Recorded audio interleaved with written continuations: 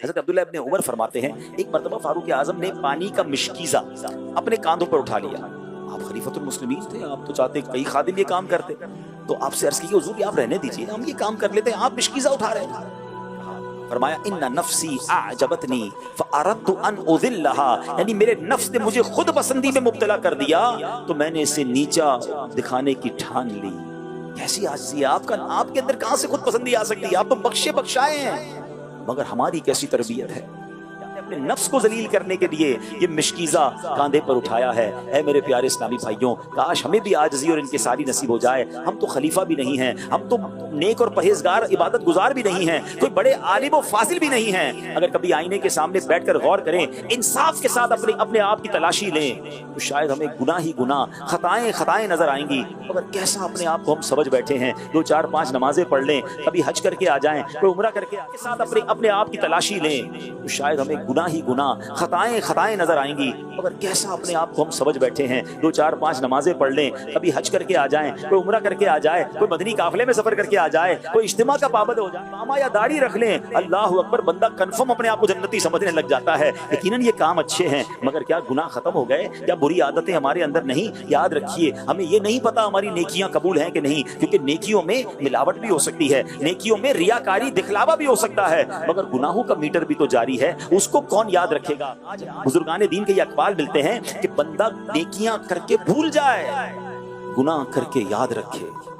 ہمارا تو معاملہ ہی الٹا ہے, میں گناہ یاد ہی نہیں ہے مگر نیکیاں ایسی یاد ہیں, او باپ رے باپ, ایسی پکی نیکیاں یاد ہیں.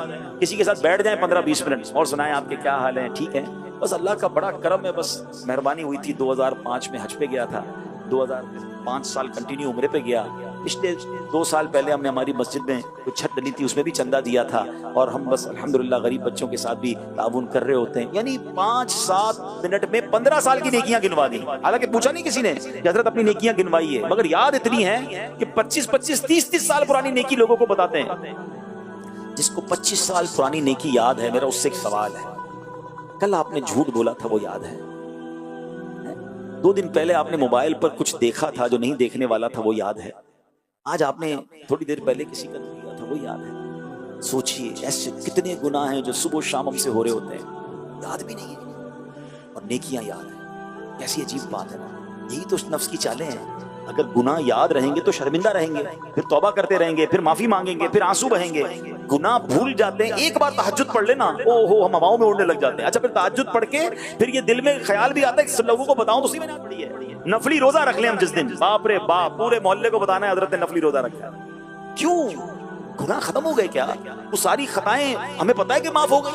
شرمندگی, اور شرمندہ کون ہو رہا ہے؟ اللہ کی بارگاہ میں آنسو کون بہا رہے ہیں؟ جو قطعی جنتی ہیں, جو کہتے ہیں مجھے نفس کی خود پسندی کی جب چال ہوتی ہے میں اس کو ذلیل کرنے کے لیے نفس کو اوقات یاد دلا دیتا ہوں.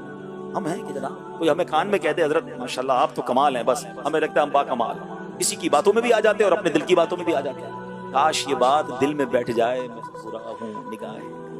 بڑا خوبصورت کہتے ہیں نا علماء کرام نے ایک بہت خوبصورت انداز لکھا کہ انسان ہر بندے سے اپنے آپ کو حقیر جانے, گناہگار جانے, پھر عاجزی آتی ہے.